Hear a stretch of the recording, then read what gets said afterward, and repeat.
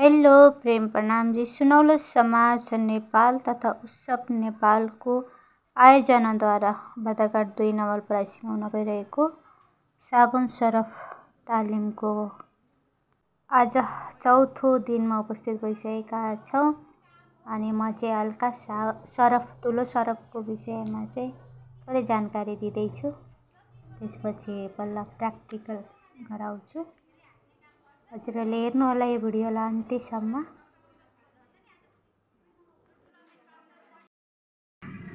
सबैजना यहाँ जम्मा भएर 2 जनाले चाहिँ सरफ मोल्दै हुनुहुन्छ, अरू सबैजना बसेर हेर्दै हुनुहुन्छ।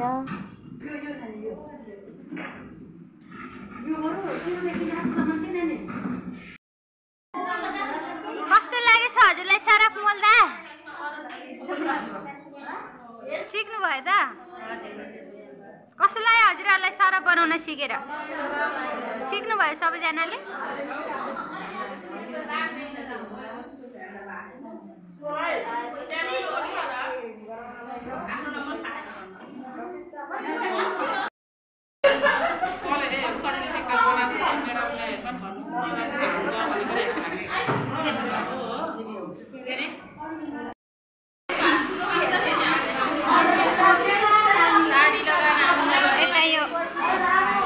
बनिसकेको सरफ हाम्रो यतापट्टि फेरि बनाउँदै हुनुहुन्छ।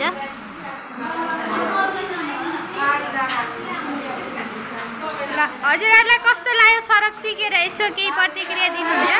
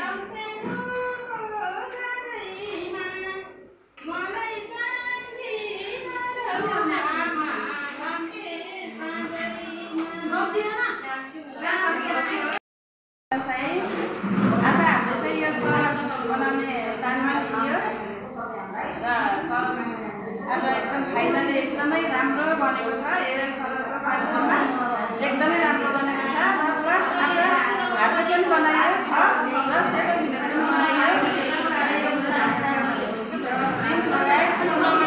समाजका सबै दिदीबहिनीहरू मिलिजुली गरेर एकदमै राम्रो कार्य गरेको छौँ।